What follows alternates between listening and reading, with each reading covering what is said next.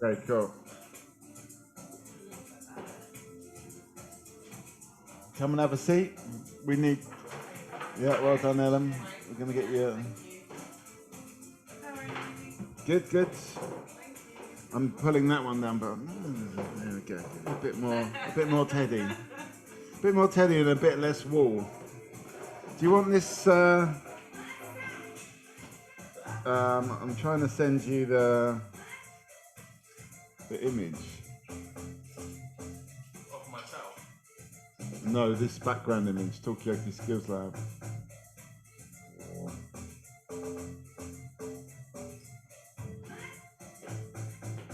There you go. So if you download that, you should be able to see them.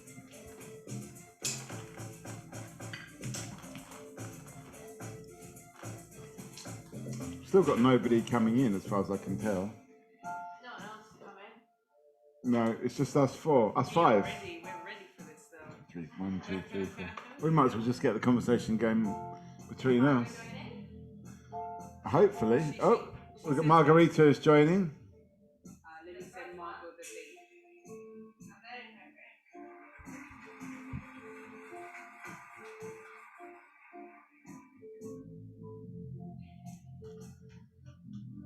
How you doing? You okay? You've got your drinks? Amino Energy. I might be a little bit hangover. Yeah, I see. Hello, Margarita. Hi, Mikey. How all? How's it going? Oh, lovely. Thank you. That's good. It's so sunny here in London, in the north of London.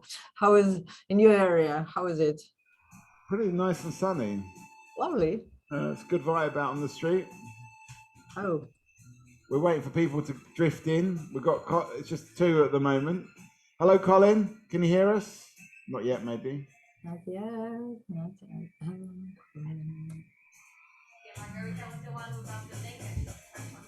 Oh, you have so many people in studio. Hi, everybody. Down a bit. Hello, Colin. Can you hear us? Not yet. No. It's we've got what's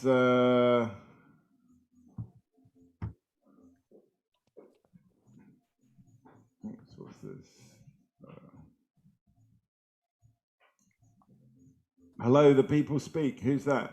Hey, that's me. It shouldn't be the people speak, but there you go. It is the people speak. Kampala. Sorry for the messy room. Okay, well, we're still. I feel like people are still coming in. Hey, Colin. Oh, we've got Isaac is on his way in. Let's have some. Hang on. Hello, hello. Isaac, talk to us. Is it possibly raining in Uganda? Hello, Colin. We'll see a hello from you. Can you hear us okay? Let us know. And tell us what the weather is like as well. Hey, Isaac. Hello. Hi, Isaac. How you doing? Hi. Okay. Good, good. It's not rainy. The weather is very sunny at the moment. Okay, so no one's got any excuse for not logging on onto the internet then. Last time it was raining and people just kept on falling off. But this time it's just we have to come up with something else. Okay, so I think we should just get the conversation going. Hopefully a few more people will come in as we go on. Good. It's rainy season in Kampala, says Colin, but it's not raining right now. Isaac, you're going to have to help us a little bit here. So tell us, what is the rainy season in Kampala or Entebbe for that matter? So I mean we have 2 rainy seasons. Yeah. So but it's too hard to predict nowadays what rainy season is and what is not, because of like how the climate has kind of like been messed up with. So we're currently in the rainy season, but it's too sunny today. Okay, so it should actually be raining today. For the rain. Sorry? Is it too sunny for the rain? Yeah, it's too sunny. That's one. Ellen, So are you saying that you're seeing the effects of global warming in Uganda? Yes, I would kind of like say we're seeing the effects because near where I stay, we have like we're very close to a swamp which actually catches fire sometimes. It just starts like fire just starts by itself and then it ends up like burning the entire area. So yeah, we're experiencing some effects. okay, so you've got a swamp that's on fire. Yeah. Okay. It was like in Australia, was it last year? No, year before. They were having a lot of that, just like spontaneous fires. Yeah. Who's in the studio? Who's this? Okay, well, let me do that. So we've got in the studio, let's just get some names. Let's do it the old school. Tell us your name. Elam. Ellen, welcome. Oh, okay. And Evelina. and Teddy. and on the effects, we've got Laura. okay. So there's me, Mikey, in the middle. That's it. I'm going to put the mic back to Ellen, and it looks like there's a lot of Ellams out there because I think Ellen, you forwarded the link to everyone. So I'm just everyone, trying to keep it cool. everyone is I've Ellen. seen my name like multiple times. Yeah, there's hundreds of Ellams coming in. But How many alums do we have? One, We've two. got 4 Ellams. Wow. This is like I'm on a roll. I was about to say this is like a bad dream, I've been but is it a close. bad dream to have so many Ellams? So many Ellams coming through. What happened here? Well, somehow something's gone a bit wrong. Everyone is Ellum. How do you feel about this, Ellum? You know what? It is a little bit. I think it's great. There needs to be more Elams in the world. Yeah, actually, okay. you know? Recording in progress. Listen, there are 5 already, I guess. Okay, so there's a lot of Ellums out there. Anyway, I feel like we've got more people coming in, even if everyone is Ellum, that's fine. I don't know if people know, just to make life easier for me, how to read. Hello, Ellum, and Ellum. If people know how to rename themselves, please do. Oh, I'm gonna rename. Kate's done it already. Anyway, so we were just having that kind of pre-chat. We've heard that the rainy season in Uganda has become unpredictable, and down where Isaac is, there is a swamp that has been catching fire due to climate change. I guess that's because it's dried out, Isaac. So we've just started having a little chat about climate change. I don't know if anyone else wants to say anything else about climate change. I mean, it is nice to know, well, firstly about the weather conditions in Uganda, but also maybe also about how they're changing. So has anyone else from the Ugandan side got anything to add on I that? have a question. You've got a question, Yeah. Ellen? You know, in terms of how the weather is, how do you find out what the weather's going to be like? You know, do you watch the weather report on TV, or, you know, do you just go into? I always go on BBC Weather to see what's going on. Like, you know, I'm just wondering. I don't know. I just thinking about the TV programs. I know sometimes there's been some real like comedy gold when it comes to the weather reporters and television in the UK. So I'm curious to see, like, where do you find out what the weather's going to be like? You know. Okay, so we're talking about weather. How does weather go down in Uganda? Isaac, you were telling us a little bit, but maybe we should go to someone else from Uganda. I know, Colin, your mic isn't working, but maybe Wabwiri, you want to say a little bit about the weather in Uganda and how do you get the information, or do you just take what comes to you? Yeah, the weather is a bit sunny and cloudy, but we're going on with the day. For us, we experience both at the same time. So we have winter, we have summer every day. So yeah. That sounds very British. Interesting. I do wonder whether climate change was one of the things that inspired the group that proposed the fire format. It's not called fire format, it's called something else. It's got a very mysterious name, actually. It's well, yeah, I mean, it's called Frankenstein. Is it Stein or Stein? Are we going to Germany? Maybe Frankenstein. I'm not gonna be the Oh, one to Frankenstein. maybe. Well, I'm sure Timna's going to back me up on the Frankenstein, but as we know, Frankenstein was written by an English author, so maybe it's Frankenstein. I don't know. Anyway, let's just get on with the thing. Who here was I think it's a conceptual representation of lots of things being put together. And that does that extend to the pronunciation as well? I hope it does. One can pronounce what they see however they wish. Mm-hmm. I like Part that. of the participatory nature of the activity, it starts with the name. Okay. All right. Okay. So, were you part of the Frankenstein group, Lucy?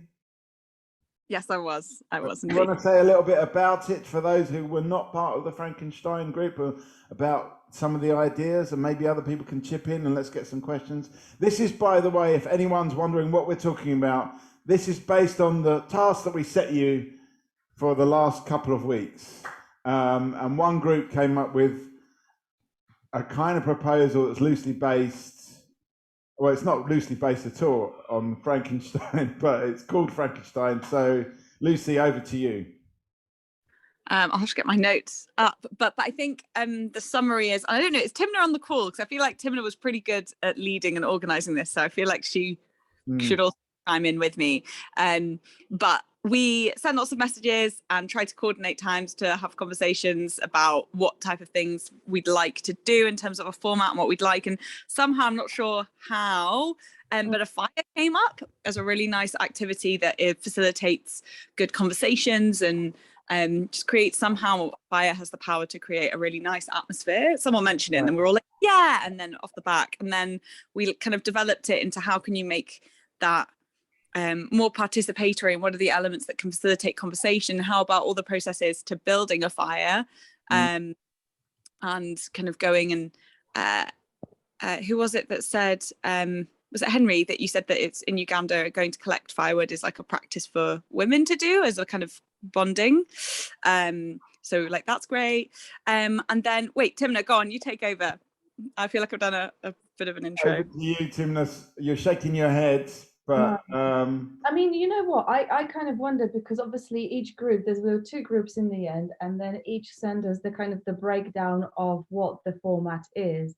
And I do wonder whether, I mean, even if I send the notes and if I share them with you on this call, perhaps, you know, it would be good to kind of explain the rules to somebody who doesn't know them. And that's like half of the people here who just don't know what this Frankenstein is, apart from what Lucy explained. and what we've got in the background. Yeah, and what we've got in the background. Because we're trying to kind of figure out how, are these ideas easy to translate to someone who isn't us? That's one of the things that we're kind of testing. Go on, Tim. Yeah. Let me know, Timna, if you need if you need access to the actual. I think I'm fine. So I was just shaking my head because I just wanted to support you, Lucy, in saying, "Go on, girl."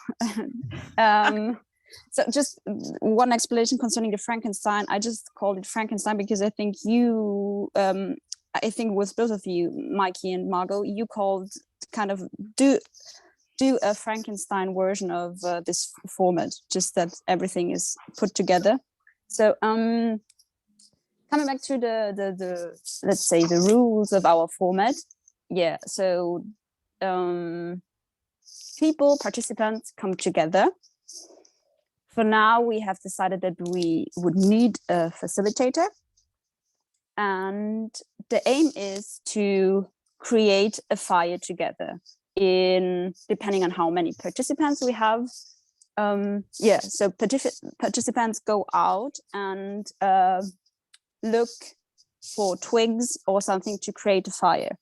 And the backstory behind that is, so I liked the idea a lot that I think might be a prejudice about Europeans, but I think that a lot of Europeans really have no clue at all how to build up a fire. And which was really fun because Henry was kind of surprised by this fact, was like, oh, really? Because I think in Uganda, guys from Uganda, please let me know if I'm wrong.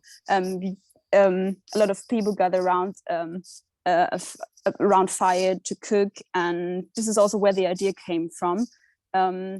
Yeah, so fire is something where you sit around and share things together as a community.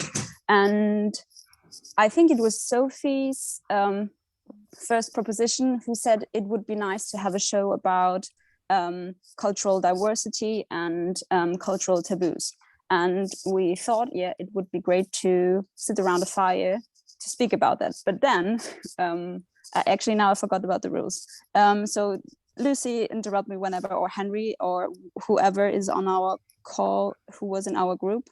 I think Colin was also in our group. Yeah. So Colin, whenever you want, just pop in your ideas. Yeah. So giving people a question, like we were like, would we be able to get people to just go off and, because I think you mentioned, is it the Grape Shed for men in the UK, that like they can just build stuff together, and if they want to chat they can chat, and if they, it's like a mental health project, if they just want to build stuff they can just build stuff and get on with it on their own. And so we were like, yeah, people can just get on with their own. And then we were like, no, maybe we should get them to answer a question en route to collecting the things that is kind of mundane, but can vaguely touch on the concept of like identity and culture. So like just something about like where you grew up, and like maybe people can end up talking about something a bit more meaningful if they wanted to, and if they don't, they can stay surface level. And then I think we were just really keen for the facilitator to, we really like the analogy of creating a fire in just the process of in having a conversation and coming together. We just, and so I think Henry was like, we should really like just make sure that the facilitator like really pushes on that regularly, and that like you use the narrative of making a fire not only physically, but like in terms of the concepts and how we are building the content of the discussions. And then I think we also said we kind of a bit like a podcast, because we were like, we hybrid it and a bit like a podcast. Shall we, you know, I said I listened to a podcast where people submit stories from the public, and they're just funny stories from the public, but we quite like the idea of being able to submit funny stories or meaningful things, especially in certain contexts. And I know we discussed that in the UK you're relatively safe to say almost anything, but in Uganda there are definitely topics that you aren't safe to say out loud. So you can submit them, and then we'll read them out and discuss them, and no one's safety is jeopardized. So we can just, that's like can be a section of being by the fire. It's kind of a discussion of what we do by the fire. Yeah, and we were just talking about how to use the space around the fire. I just want to put that out there to people. Do people really agree that there are no taboos or things we can't talk about in the UK? No, I don't think that's so. I think we would like to think that was the case. I think what we think and actually reality are very different. That there isn't any. I mean, it came up recently about death is still very much a taboo subject. That would be. I think culturally, like, yeah, things are like people don't discuss it because of like just cultural, like not mentioning it. But like we're not going to be possibly imprisoned and fined for saying that. You know, that's what I mean. Okay, so it's when you say taboo, it's more about a legal taboo rather than a kind of cultural taboo. Yeah, and I guess you're right. There are things that we don't talk about in the UK, and it probably would be easy. I probably am speaking from like the very privileged position of being really extroverted, just saying what I want. And there are definitely things that people would rather say if they wrote in. But I think, I don't know, I flagged it in that Timna did her interview a few weeks back and revoiced it because the person didn't want to be identified. So it was like content of that nature, but also be a catch-all for other stuff that people don't particularly want to talk about that as well. Yeah. So you think that around the fire, people can have these discussions where they can't maybe have it in a more formal setting? That's the essential idea. I think we all agreed that this atmosphere created around a fire, fire just has a very powerful effect as you're sort of like gazing into it. And we were just discussing how we can do that. The other thing was the kind of at-home/hybrid option was being able to send everyone a mini fire kit if they couldn't join. Okay, so you can have your own personal fire at home. I don't know, I feel one of our health and safety So one of our taboos is health and safety infringements. And, you know, that's certainly something that we get slammed down on quite a lot. Naked flames, maybe nakedness is all right, but naked flames is a definite. Yeah, nakedness in live art is definitely okay. In fact, it's a. Anyway. We did discuss health and safety, but then we just couldn't on. Anyway, I hate to be the person to say no or to kind of be negative about things, because I think this is a very good idea, and I think, you know, but what is it essentially about the fire that's so kind of, you know, brings out all these things? That's a question to everybody. I noticed a few hands up, but there's also a few people joining. For some reason, everyone's called Ellum today. If you can turn your cameras on, that's good. We've just been talking about some of the ideas that people have been talking about in the intervening period, and we've focused more on the Frankenstein idea, which is about fire and about talking about things that are difficult to talk about in a more formal setting. There's something about the fire that actually brings that out. Maybe also people can be a little bit anonymous in the flickery, flamey shadows. Margot, I saw you wanted to say something, and Teddy, you wanted to say something as well. I'll go to Margot first. I just wanted to say that, I mean, apart from the kind of the real, you know, not repercussions, but whatever the word I'm looking for, the reality of having a fire, whether that's feasible or feasibility of having a fire, that regardless.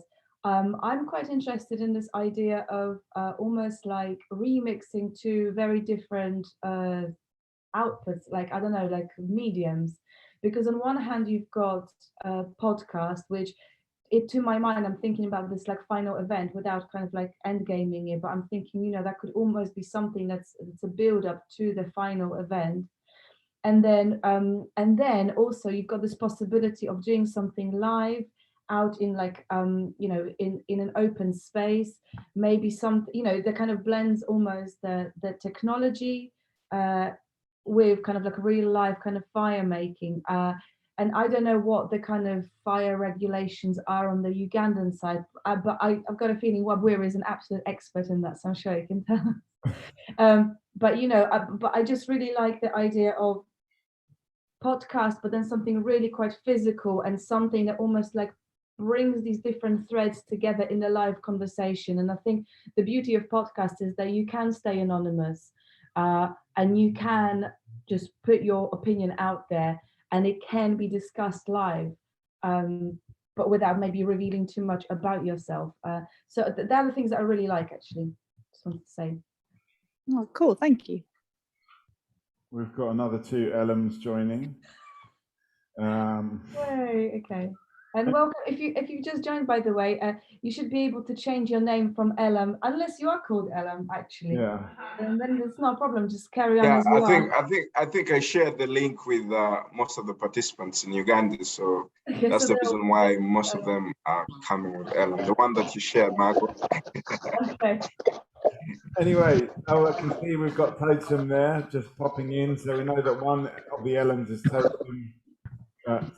Okay, so shall I, before it goes over to Ellen, can I just, so on that thing of fire, is that there's a sort of notion that the fire is this community kumbaya sort of thing, but actually, if we think about fire, most recently in London back in 2012, it was an act of protest. It was actually... What happened in 2012? Well, there was riots and there was a lot of fire throughout, not just London, but it spread throughout the nation. Okay, so there's fire as an act of protest, as well as fire as an act of like bringing people together. It can also be because actually people don't have the voice that we're saying that they have. Yeah, okay. Imna? Yeah, I just wanted to say about the fire. So I think we were totally aware about the issues, let's say, the fire might cause. And in the meantime, that's the reason why it's a Frankenstein version. From my own perspective, I think the reason why we agreed on the fire is like not only the warmth and all this meanings which a fire could have, and also the possibility of burning something which you want to burn, and which you could learn to make a fire, which because I think we were in the end we were discussing what is our format like, and like it's kind of educative if we want to. But what I wanted to say is like I think that there are a lot of possibilities to replace the fire without losing the meaning of a fire. Yeah, and this might be a question now to like all of you on this call. How could we do that? Yeah, no, I was just responding to Teddy about, how in 2012 fire was used as an act of protest, but perhaps it was also bringing people together as well, But yeah, just thinking about what Margot was saying about like the podcasts and stuff. And I was thinking like, just exploring like how sound could be used to represent something as well, because I suppose one of the lovely aspects about fire is that sound that it brings. I had a crackly fire sound effect, but I replaced it with a photon. And then also I was thinking about like maybe scent, and like, maybe in the physical space there could be some kind of like scent that a nice cedar wood or something like that. Yeah, so, that could really help to. Yeah. See, I'm just thinking about like a 3D kind of experience that could be quite nice. And also I'm wondering, you were saying people in London, a lot of people in London don't know how to make a fire. I mean, I don't know how to make a fire actually, but maybe you could like make some kits or something like that that you can give out to people, or like have like a card that tells people how to make a fire. Clearly, some people without using a match. Clearly, some people in London know actually, how I to have make matches, a fire. but you know what? I have matches. I know how to make a fire. I have a match. Okay. I was just going to say, sorry to jump in. Just I think the other thing that we liked about the fire is that, or we were talking about how can you immediately make people feel comfortable, and we were like, is it the environment, where is it? And then it was like, actually, or is it like a small being in the space and understanding who you're with before the thing actually starts? And so actually it's just doing a little test run and feeling comfortable in the space. And then we were like, oh well, maybe that could be a little activity to make the fire, and you just get like a hang of who you're with and start to feel comfortable. So like in like construction of like a 3D fire, like can people help set it up as part of the thing? Is it anything that like facilitates people having little chats that aren't high pressure, aren't properly to do with the thing, but also help make the thing that you're going to start working on? That was the kind of... I mean, I guess just to sort of join the dots, it could be like filling up the aromatherapy pot to get the cedarwood smell, or stuff like that. I'm sort of thinking if you could get like a fan underneath like a material. What are those like weird, like, or if you had orange flames and then like a fan underneath and it like flickered them. Do you know what I mean? Like a fabric flicker. Yeah. I think Isaac, you wanted to say something. Were you part of the Frankenstein fire group? No, I wasn't. But there is a question that I would like to understand about the timing of the idea. What time would the fire be set up? Because here in Uganda, during daytime, if you set a fire, it's a sign of like someone who has died. Oh, really? So so most people would like gather into maybe your space to mourn if they see the fire. Okay. So is it something that I don't think everywhere? I don't think everywhere. I mean, fire could signify anything. It could be a danger. It could be people celebrating. Could be people mourning. I think different environments, different contexts. My thought. Well, that's very interesting. That's a very interesting point, Isaac. And I mean, what would be a good time to light the fire? If you would it be at evening? Dorothy? Yes. Good afternoon, everyone. Hello.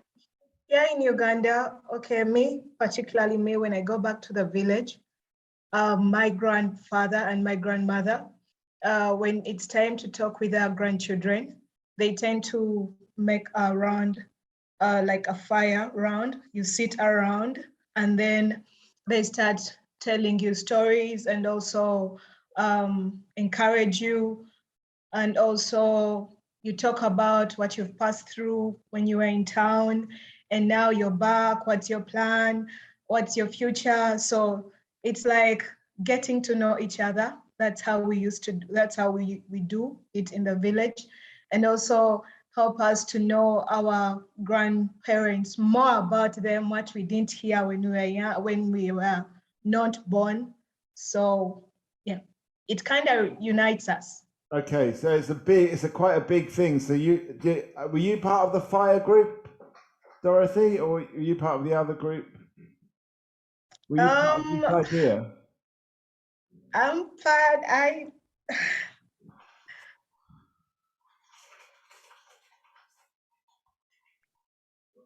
Oops, maybe we lost you there for a second, but I saw a whole bunch of other hands up, and I just want to say, I think you had your hand up as well, Kate, didn't you? And Margot, you had your hand up. Kate, do you want to come in first, and then Margot?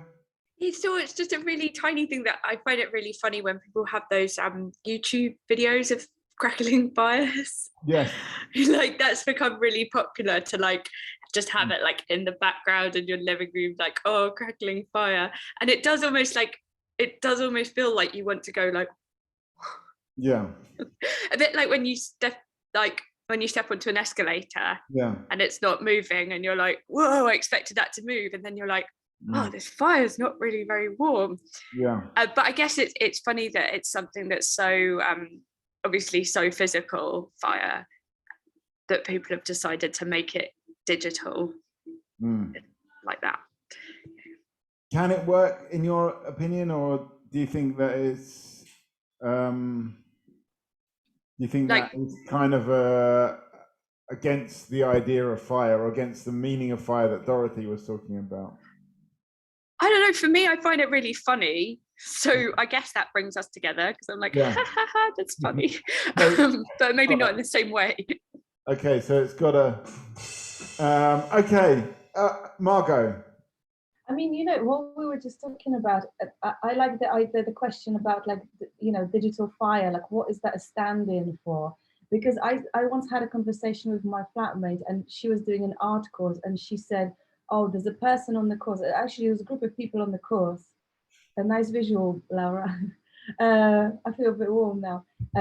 And she said, you know, the minute we started in the group talking about kind of spiritual things and emotions, people started creating art, which was howling wolves, fire, like a setting moon, and like forest.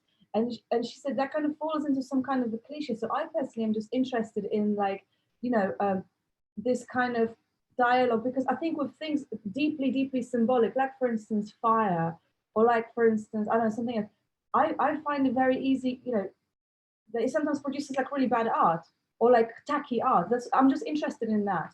But suddenly if you digitalize fire, it's like, oh no, it's really new media now. So like, what is that about? Does anyone else feel that? Because okay, so you're a little bit worried about a kind of tacky, kind of whatever bad art you're saying. I would want to investigate that a little bit more, because obviously we don't want to make bad art, or do we? I don't know. Do we want to? I don't know. Evelina, what's that? Kitsch is also, I mean, kitsch, yeah. But it's true, like the flickering fabric situation, yeah. Is it too kitsch?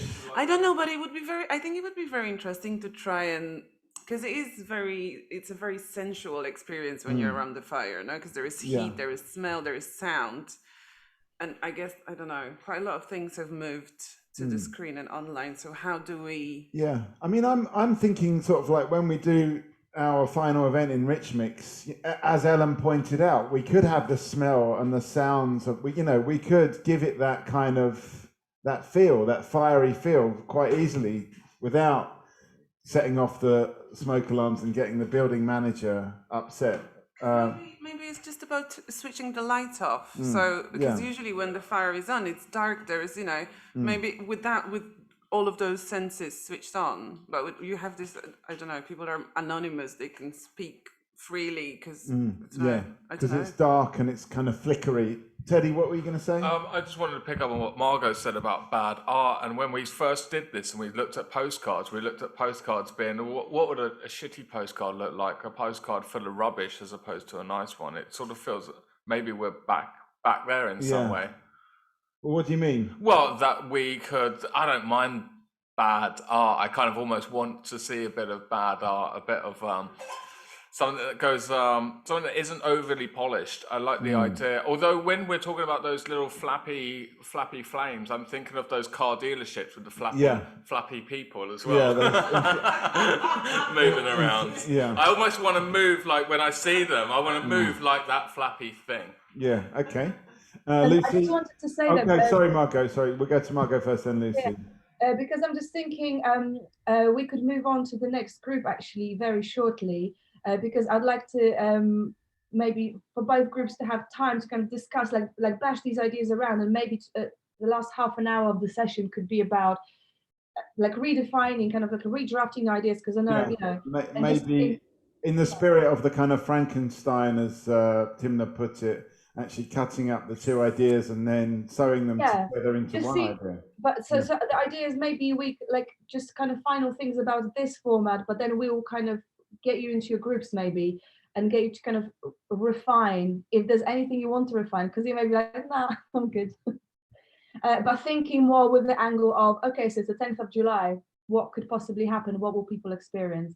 But I think, Lucy, you've got a point, and then maybe after that we'll switch.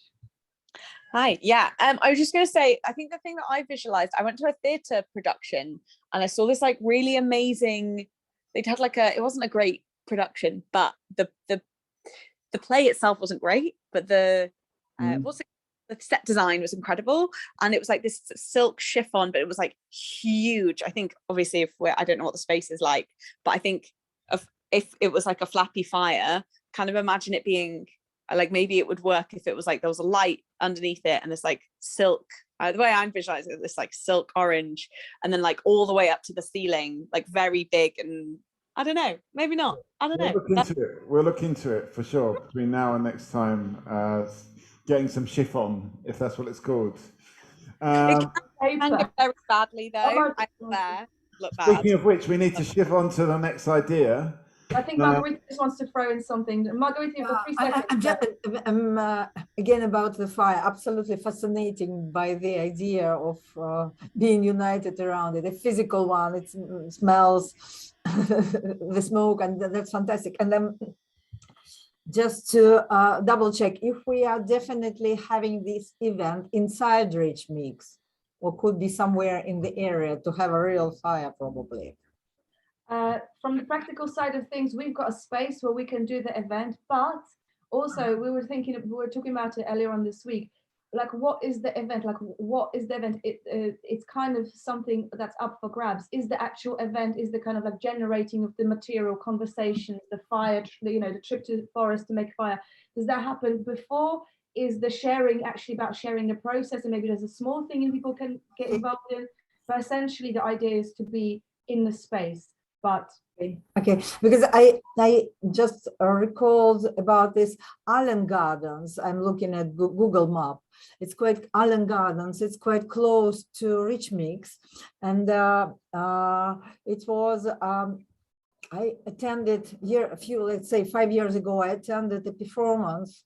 The name was Twisto, and it's like a warm walking performance. So people attended Rich Mix, presented their tickets, they exchanged them for bracelets, and they should write down on this bracelet something. So, and the whole performance was sort of like a walk, and the actors appeared, and we ended up in these Allen Gardens, and it's like industrial remains, collection of industrial remains and some Wall Street, and that was at night, and that was fantastic. So there were no other audience, no other people who attended that.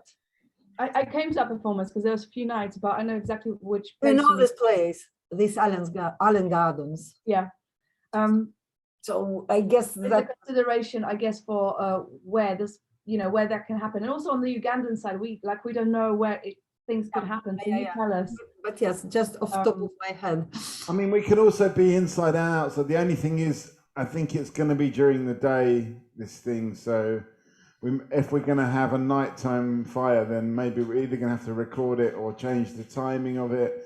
But I think we're open to possibilities. But anyway, let's just park that for now and move on to the other idea, because we focused on the Frankenstein fire. But we need to talk about the other idea and then somehow merge them.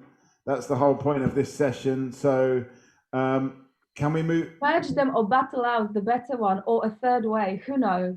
Who knows? Merge them, submerge them. I don't know, or have them both. But anyway, let's find out about the other idea. We'll deal with the details later. That's one of my catchphrases. So who is in the second group, the family fortunes? Who is feeling confident they can explain the rules to people who don't know what is going on? Okay, so the family fortunes. Who wants to jump on this family fortunes idea? Somebody help me here. The idea isn't that bad. You shouldn't be ashamed. I mean, Please do it. Go on, Margarita. Do you want to start? I just want to ask you, please do it. Please. Okay, listen. I'll start, and then the group can interject as they see fit. So basically, Family Fortunes is a program that was around in the 90s, and you have two different groups of people, and they have to guess what the most popular answer was. And so so our survey said, and then they then win on who gets the most amount of percentage points. So we played with that. I think we played with that idea that when they're conducting this survey, the survey plays on what is historical fact or fiction. And actually, that makes no difference. It doesn't matter if it's fact or not. It's what people's interpretation of the historical. Can you give us an example? So you might well say, how many wives did Henry VIII had? And now the most popular answer could be 7. Even though it's wrong, it's 6. But you would win if you said 7. It sort of makes a mockery of surveying, and also it also challenges what is cultural. What's the word? Cultural mythologies. Right.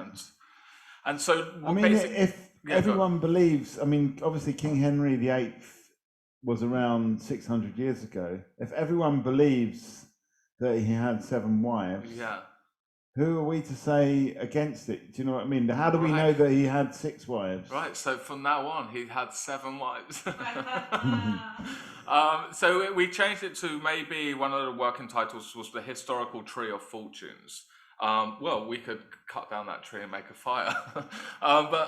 So basically, we looked at how surveys were conducted. And although this is a British television show, we looked at maybe how information is shared in Uganda, which is typically done by a chairperson. So we wanted to play with how important the chairperson is. In this, so the host is now called the chairperson. I mean, does someone in Uganda want to say more about this chairperson role? What is a chairperson? Because I think this needs a bit more explanation. Timna, I see you've got your hand up, but I want to come to the Ugandan side to understand what the chairperson does. Does that make sense to it? Could somebody, maybe Totem, you want to jump in on this one? We've not heard from you yet.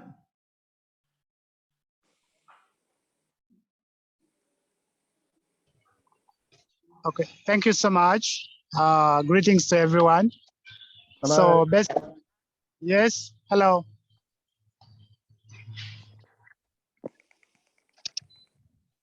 Are you getting me? Hello, yeah. So basically, in Uganda, the context of the chairperson, basically, it can be like a local councillor in an area. So normally chairpersons or LCs, they are the people who convene meetings when there's a village gathering. So they're the people who come and convene the meeting, and then they pass information. So most times, like when there's any kind of information to be passed to the community, they have to go through the chairperson. So the chairperson is the person to mobilize the community to come together, then they can access the information. So that is like from the Ugandan context of, who an LC or a chairperson is. Right, and how many chair people are there in Uganda? Actually, like I don't know. I can't tell the number, but because almost like every village in any community, they have their own personal chairperson. So we have a lot of districts in Uganda. Then we have a lot of villages and communities. So it's kind of, I don't have the figures like. Is it a political position, or is it just a more kind of informational position? Yeah. So most times, the chairperson, for you to have that spot or for you to be elected, it's kind of political. I mean, you have to be elected into that position. Right. So that, okay, the community has to trust you.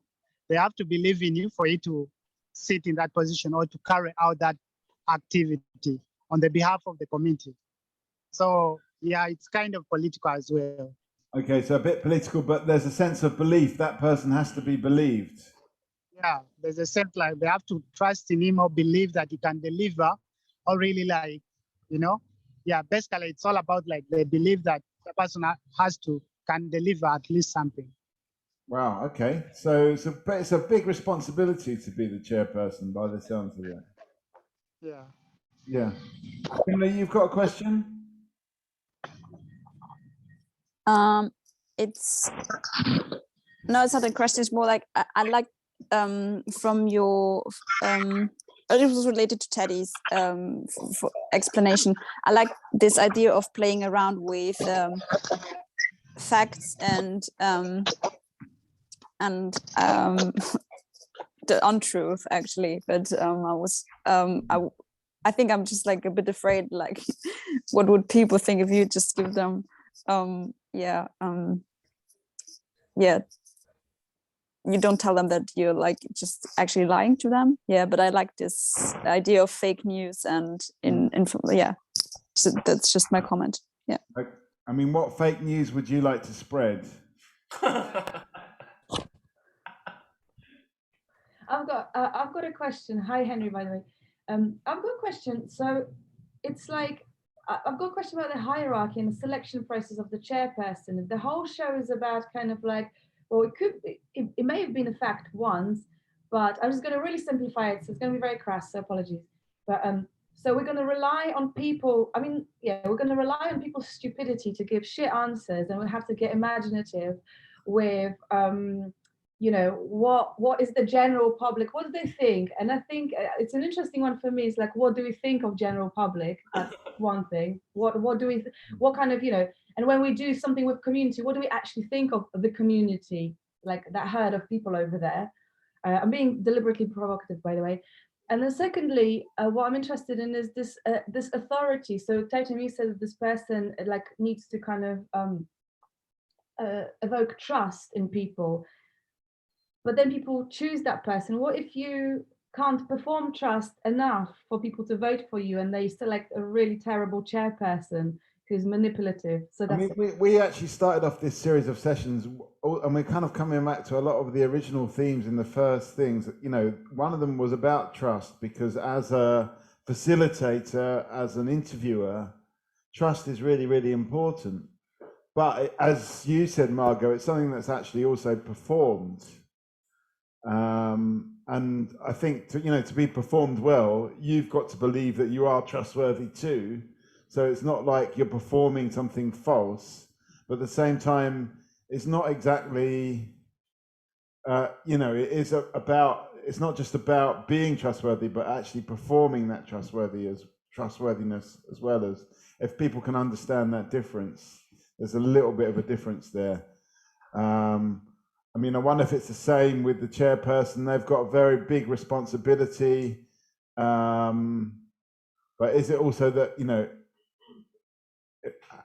can they almost accidentally kind of do the wrong things with that trust? Isaac. Yes, so kind of like where the idea of the chairperson came from was we were asking ourselves, how do people do or perform surveys here in Uganda? And we came up with the chairperson being one of the ways how they conduct surveys. Now, when we talk about the issue of trust, the chairpersons are always people that are either born and raised in that village, or they have lived there for a very long time. So that kind of like is the factor that is building trust to maybe like a smaller extent. And then when it comes to performing trust, we have a lot of issues with a lot of chairpersons not performing trust here. Yeah.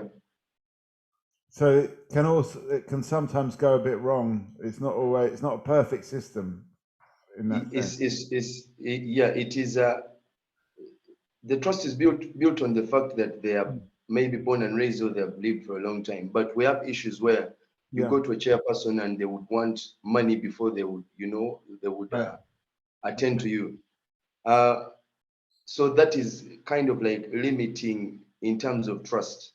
And can I just ask, Isaac, because in a big town, do you have chair people in the big town, or is it just in the village that you have this? So they're also in the big towns, but in towns they are not very active.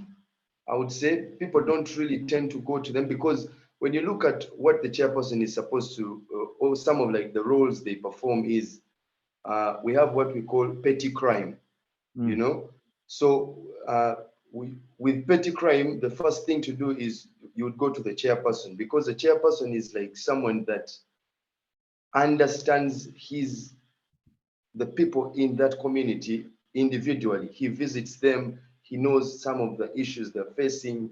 Right. He's the first person the government will maybe like contact in case they want to do anything. There's maybe a campaign about immunization or something like that. Okay, I'm just getting my head around it. I mean, I think this is really important learning for, I think, those from the UK and from Europe that don't know about these things. But, it's really interesting how that's working, but also, it's a power that can be abused as well, as you're saying. And it's open to a little bit of corruption going on there. Lucy, you've got a question. Well, is it a little bit like, I guess, in smaller villages in the UK, religion and religious leaders become a greater source of authority, power, respect? I think if you're going to any main city in the UK, there's a lot more people who are atheist and people who don't practice any religion. But when you get out into much smaller villages, people have religion and religious leaders, and they have more of a cultural role than they would have in the bigger cities. And I don't know whether there's a bit of a comparison. I kind of just drawing a bit of a comparison there. I have no point to that, but it just sounds a little bit. Would you trust somebody like that? Trust someone, a cultural leader in a small village, maybe someone. Well, I think this is that. People do, and they're kind of often like community leaders, and they're the center of and everyone, a lot more community is centered around like the church, and like church, being a church warden or being a church, like everyone does stuff through their church. Whereas if you're in a city, if someone said that they did something through their church, you'd think they were quite religious. But for people rurally, yes, they're religious, but it's a huge source of their community and culture.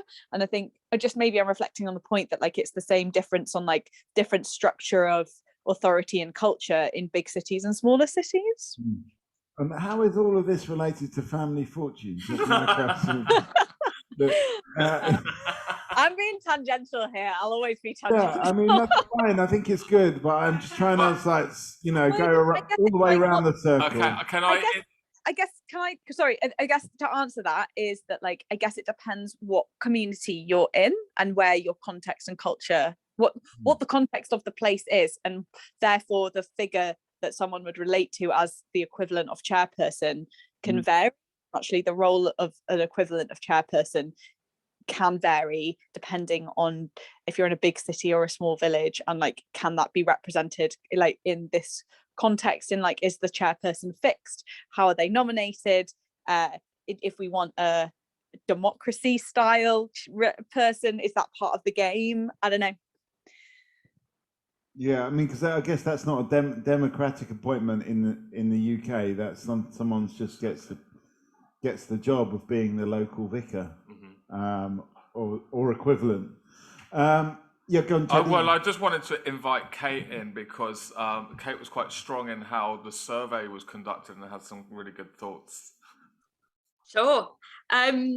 So I hadn't actually watched Family Fortune, so I was just getting my head around it as well. But so basically, there's a survey that's been done beforehand, and they have the result like this proportion of people thought Henry VIII had 7 wives, and then the contestant, like the person doing the competition, has to guess the outcome of that survey.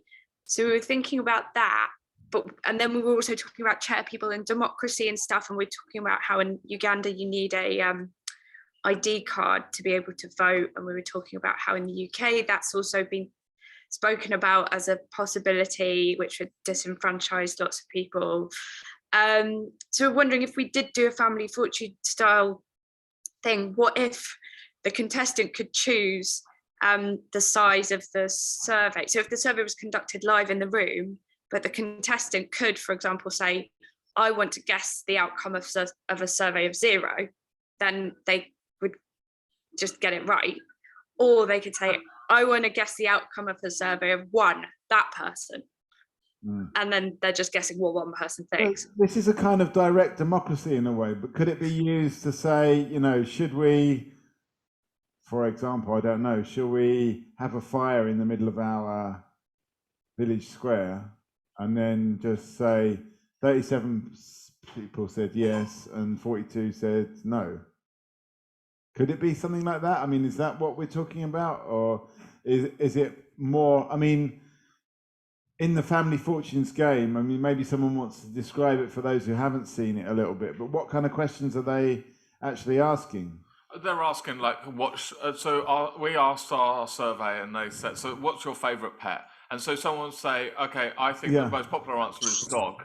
And so, but it's a family. And actually, you should know there's 2 separate families competing against each other as well. Right. So then, and then they win quite big as well. I think they could win a car or something like that. Does that kind of give a bit more flesh to the bone? Okay, so you've got 2 families competing. The questions might be things like, what is the most popular pet? And obviously some people will say dog, some people will say cat. Ferrets, some people, ferret would be a smaller answer, but there's a kind of ranking of different, I think we can, But if you ask the London audience, what would be the most favourite pet in Kampala? I mean, that would be really quite interesting. Yeah. Okay, what is the favourite pet in, well, let's just not go, because there's people from other cities here. What's the favourite, well, maybe it's different in Kampala. Let's ask someone from Kampala. Dorothy, what's the favourite pet in Kampala? I think the favorite pet in Kampala is City Square. No, what the favourite animal that people like? What's the dog? Dog, okay, dog. And what about in Gulu totem? What's the favourite animal in Gulu? Cow. Is it a cow? Let's ask totem. I see like people have a lot of like dogs. Dogs, okay, so it's dogs as well, yeah. And what about in Entebbe, Isaac? What's the favourite animal there? I don't really know. I'm not sure. Okay, nothing. Do they have people have pets a lot in Uganda? Do they have an animal that they keep just for the sake of keeping an animal? Do they? I think it's a choice of preference.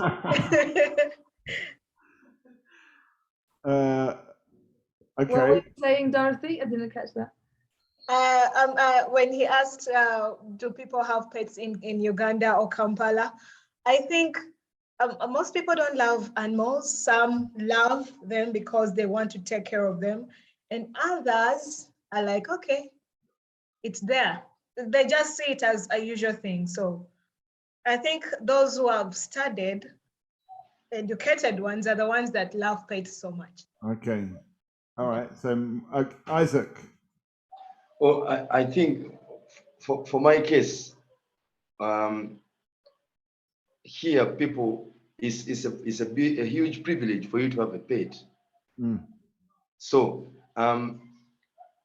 it poses a question to me, because rather than having a pet at home that I'm going to like spend money on, I would like maybe get a brother from my village and I would bring them to stay with me, something like that, but Okay. not a pet. Yeah. Yeah. So you'd rather look after a person than an animal. Yeah. Okay, Henry, you've got your hand up there. You've not said anything yet, so let's bring you in. Can you hear us? Yes, I do. I wanted to react to the pets in Kampala. I know about, I think in my close circles, I know about just 3 people who have pets.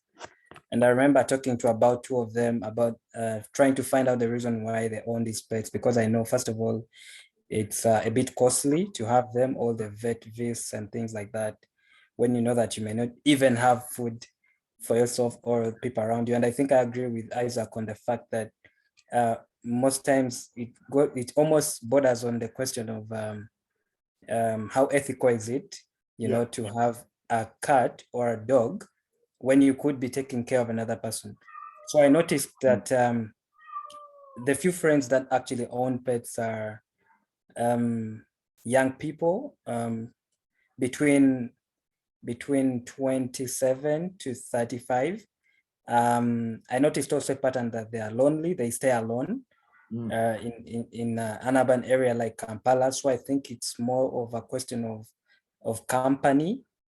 But then I also noticed something quite interesting, that most of these people travel a lot, and it was quite costly for them to have another person take care of their pet when someone traveled, say, out of the country for a week or something like that. And I think ultimately it seemed like a bother, because majority cannot even afford to travel with these pets.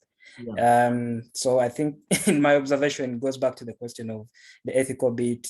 Would you rather take care of a cat instead of a person? And then secondly, to the issue of, can you actually afford to take care of a cat or a dog, for that matter? Yeah. Let's get. I think it's really interesting. Kate, I'm going to bring you in, then you, Margot. Yeah, I was just thinking. This is sort of zooming out a bit and thinking about the 2 ideas. I just think it's really interesting that the first one with the fire seems to be about like authenticity and connection between people, and like cutting through cultural taboos and things, whilst this one seems to be all about like deception and what do we think other people think, and stereotypes, and perhaps times when people are being more manipulative and saying they're saying the truth when they're not. Yeah, I just think it's really interesting that feels really different about the 2 ideas, but and bringing them together could be really cool. Well, I mean, I don't know. I see it as a potential for learning. You know, if you ask somebody from UK, they will just assume, because so many people in the UK have got cats and dogs, that it would be the same in Uganda. And I think that would be a big chance to actually learn something different. You know, it might be trivial. It might seem trivial, but I don't think it really is. And so it could be a way of finding out, you know, actually busting stereotypes as well as creating new fake news. It could be a way of actually making some of these things which are just out there but are not news into news. I mean, for me, that's news about the cats and dogs. And I wonder how has anyone in the UK got a pet cat or dog? I think we saw a cat, didn't we, from you, Kate? Yeah, go on. I mean, does it change how you feel about having pets, Kate? It's not actually mine, it's my partner's, so I didn't choose to have her. But I really like her now she's there. Yeah. Yeah. That's funny how it's not your responsibility. I wonder if not you at were all. speaking to another group of people who are like, I've got a cat at home. But because we've had this conversation, like, it's not mine. Oh yeah, I won't even give her water or anything. Well, I mean, the thing about cats is they do tend to just adopt you rather than you adopting them. Lucy, you've got your hand up. Oh, okay, hang on a sec. You've got a dog. And I want to Evelina, say we're going to go to Evelina first. Go on. No, I think I was shocked. Like when we just someone said that you can feed a person. Well, like why would you have a pet? And internally I was like, fuck, that's true. That is so much food I feed her monthly. And the money that you put, like that's something I did not think about. What's the perspective? How much does my dog eat per day? 300 grams of dry food. What does that look like? Okay, we'll That's get Laura like, to. Laura, you can put an image up of it of the dog it's food. a fair amount of food. Like it's honestly, it's like a big lamp of, you know. Yeah, no, never even crossed my mind. Like just like it makes you question your such basic understanding of what living and surviving and caring is, because obviously pets also, like, it's not just a one-way system. It is your emotional slave to some extent, but they also teach you things, and they also, like, you know, it's not just one. I don't know, but yeah. So what do you get from having a dog in terms of what does a dog teach you? Playfulness, patience, love, routine. Laura, help me out. What did dogs teach us? Being humble. Being humble, yeah, okay.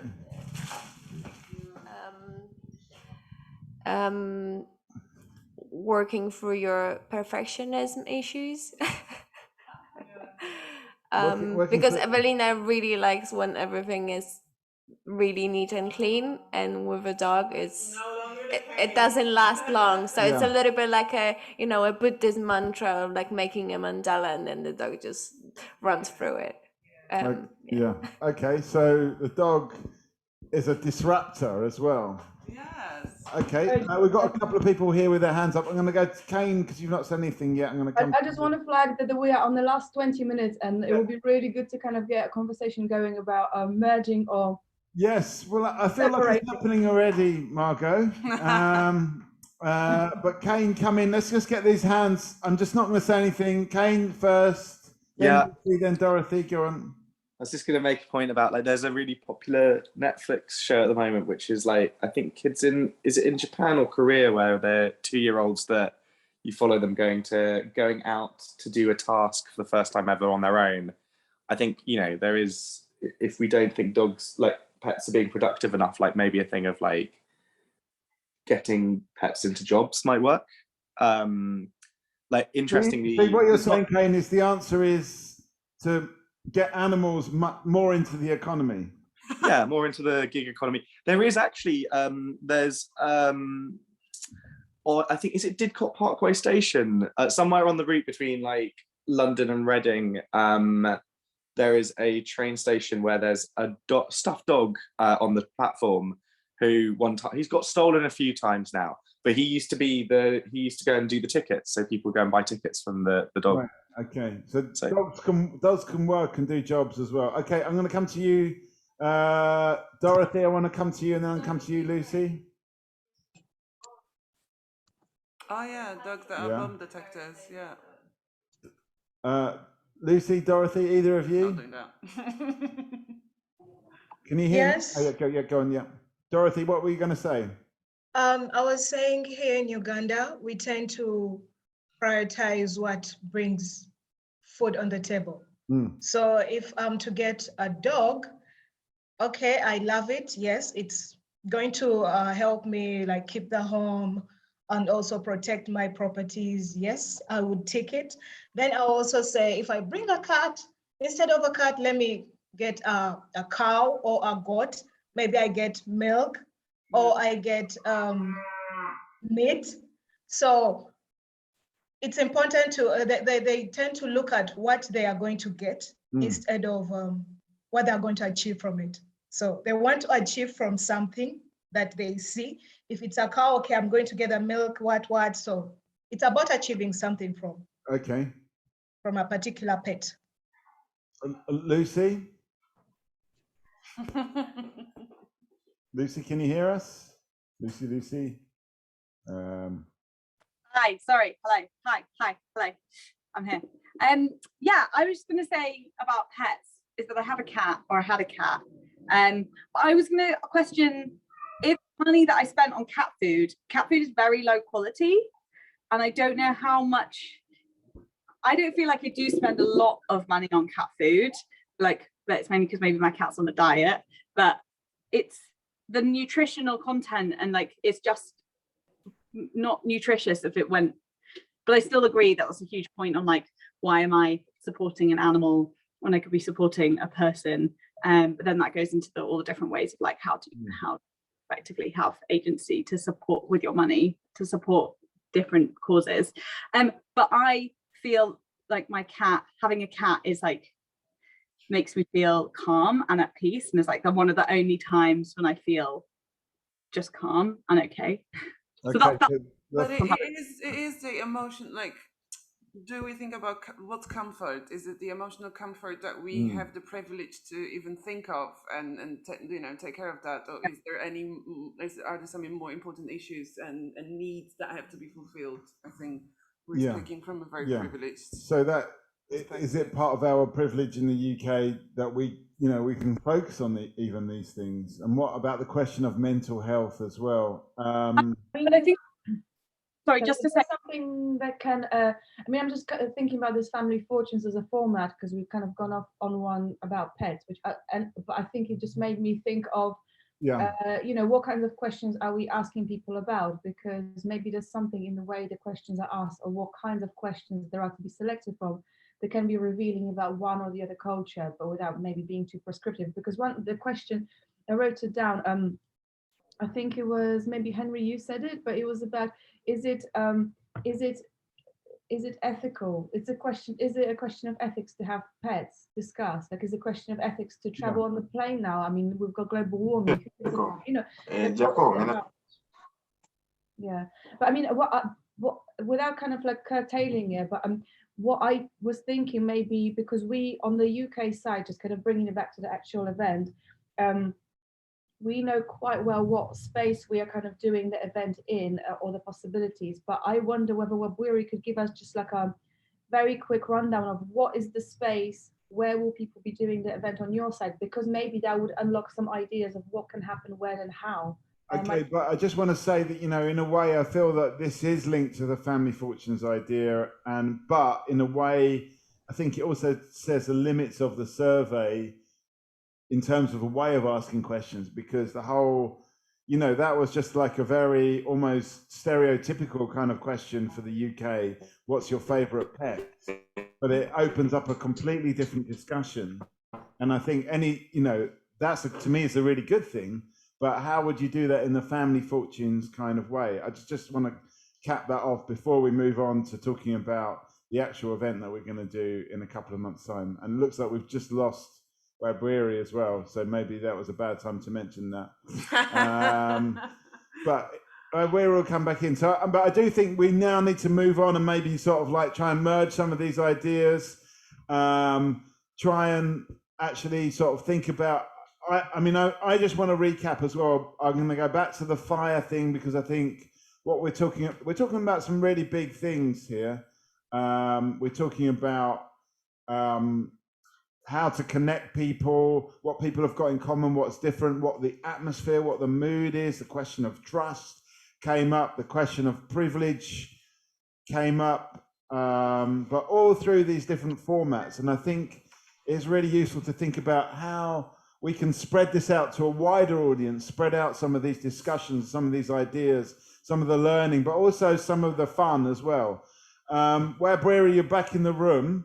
Do you want to say a little bit about what's happening on the Uganda side for this fight? Yeah, first of all, I apologize. My network is a bit disturbing, but this is a very amazing conversation. Yeah, so in terms of what's happening is we are going to have our last event at Motive.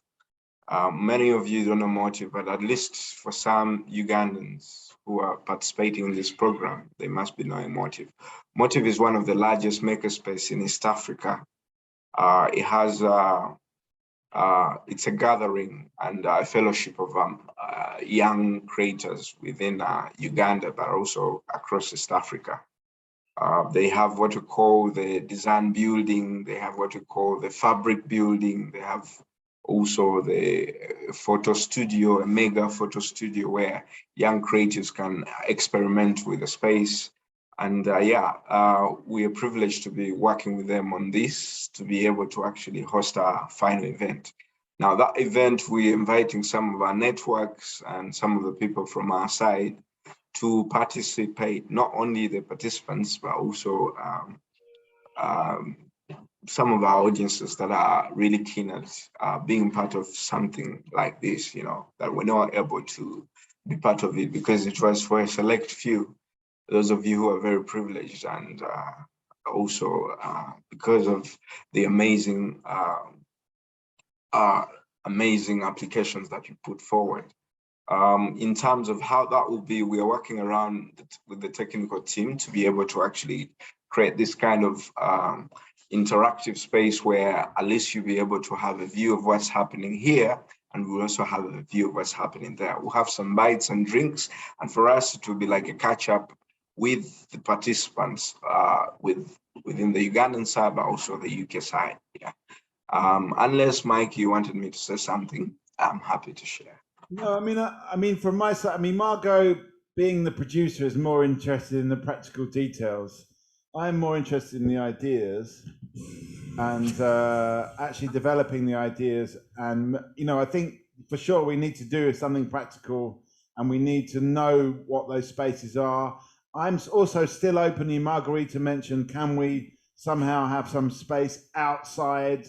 I think the idea of an outside space, be it in Uganda or UK, is quite compelling. And, you know, we know that we can technically do that because we've got Zoom, you know, especially in the UK, we've got a wireless communication network. And by the way, Colin actually is part of Motive. Colin is a participant here, but also we have Eugene. Eugene is the program manager of Motive, so he has a very big position on Motive, and he's part of this project. So that's also very great. I mean, we're trying to see how we can work it out, whether we can have it outdoor or indoor, all those specifics. But I think it's about the network, the internet, and the connectivity and the interactiveness.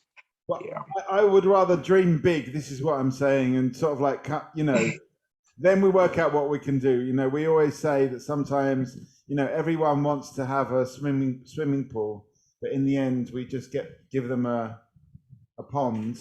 But, you know, it's the best we can do. So, yeah. I mean, I think that's really good to know. And I think next time the groups, you know, you're having conversations in your groups, have a think and kind of like have a think what that would, what your idea would translate to in terms of the space, and but also timing as well. Are things happening? Are there any things happening before the event, on the day? I was just earlier thinking about this, the surveys. I mean, I personally hate doing surveys, but maybe people love doing surveys on the night, but maybe that's something to think about as well. Is that a live thing? Is that a, I mean, this is just the beginning as well. So we expect the ideas to evolve a little bit. And I think probably for the last 10 minutes, we need to maybe think about what are the connections between these different ideas? How can they evolve? What do you really want to get across with this idea of surveys and family fortunes? What do you want to get across with the fire? Could the fire happen the night before, and then we have a video recording of the fire, or capture the smells and the sounds and even the heat of the fire, and somehow bring that into an online experience? There's so many questions here, but you know, I think there's more discussion. Laura, you wanted to say something? Teddy? Because I'm making the breakout rooms, and I just see. Come on, yeah. Yeah, you want to make the, you want to, are we? Because there are 3 alarm foresters, so I don't know if the Alan Foresters of the Zoom can change their names, so I can add you to breakout Okay, we're rooms, going to have a please. quick breakout room discussion with people in their groups. Is that what we're going to do? Timna, you wanted to say something? Is it gone? Yeah. Okay. I mean, I mean, whether we need to do this in a breakout room or I think at this point we've got these two ideas. I think the breakout room thing can happen later anyway, to be honest, Laura, because we've only got 10 minutes left. And talking about fire for memorials, Margot and I actually need to go off to do a memorial to remember a dead person in about 10 minutes. So although Teddy's going to carry on the discussion here, so we're going to still carry on the chit chat, but I think as we've only got 10 minutes left, maybe we can just have more of a chat about how some of these ideas have evolved. Now we've heard each other's ideas, what are the important things and what are the Timna? Yeah, and so from the discussions we had in our WhatsApp chat and also in the live discussion we had on Zoom, and also what I got from the other ideas in group, I think there's like this cultural interest in like, okay, what is different? So I think this is one huge point which I see in both of these formats. Yeah. So this is my final thought. Okay. Yeah. Say that again. Sorry, because I was just I didn't want Lucy to go without a final thought. So say, what was it? Okay. Say that last sentence again. I think that from both formats, I see a huge interest in the other culture. So that's yeah. So understanding other cultures. Yeah. Yeah, not only understanding, like also this huge curiosity. Yeah. Okay. From which I have seen in all of the discussions in which I was part of. Yeah. So let's ride that curiosity a little bit, maybe. Lucy, before you go, can you give us a final thought? Yeah, well, I think I kind of back Timna on that. That was, I think, sort of really good observation. That's kind of, it's just really good to learn and about other people's cultures. But also, I think the key thing was also, even if it's like intra, like respect for people, wanting respect and wanting understanding. But what I quite liked was from the other groups one was that it was a game. I think I kind of, in the beginning, earlier phases, said I liked a podcast that was a game, and we kind of like said that was nice, but we didn't really factor that in. And there's how do you have a game on very intimate cultural conversations and have, because I think there's a straddling between quite complex, deep, personal topics, but then how do you do that in a game format? But I'm not saying, it's not a question like how do you do that, it's more of like how would you do that? Anyway, that's my thought. I mean, this is all food for thought. We've still got time to develop this idea, and I think we are moving very fast. And it's a really good question. Can you gamify this? To me, this idea of trying to gather firewood and create a fire is a kind of game, surely, as well, in some ways. But maybe it doesn't have the kind of bells and whistles element of the Family Fortunes game. Timna, you got a point there? Yeah, I don't know if Lucy's still here, but if not, I'm gonna tell her another day. So I think it's definitely possible. Cool. I think it's definitely possible to have a trustworthy environment, and asking this, let's say, delicate question, which are they actually delicate? Maybe we're coming back to the topic of taboos. So and so I love this survey idea from the other group, and maybe I understood something wrong, but wouldn't it be possible to ask the participants like what the survey would look like, but actually also to have less work to do? You just take facts from the internet. I mean, that's a kind of a different idea, but that was something which I was asking myself.